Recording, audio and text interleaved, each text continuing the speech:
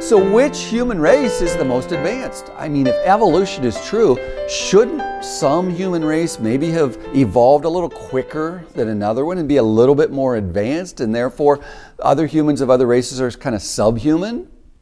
You realize that was exactly the logical conclusion of evolutionary teaching in the late early 1900s.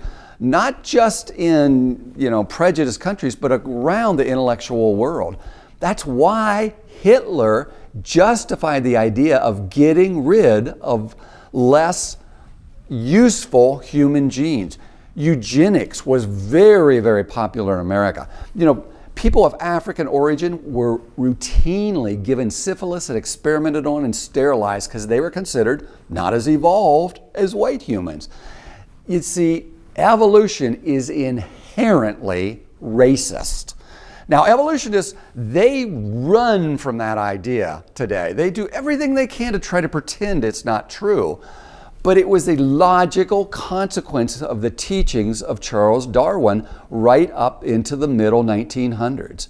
And it is still a logical conclusion today. They just don't like to admit it. You realize if evolution's going on, something's got to be more advanced than something else.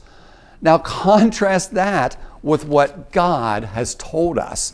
He says all human beings came from the original set of human beings, Adam and Eve. And by the way, we now, using genetic research, have been able to trace every human being back to a single man and a single woman, without a doubt.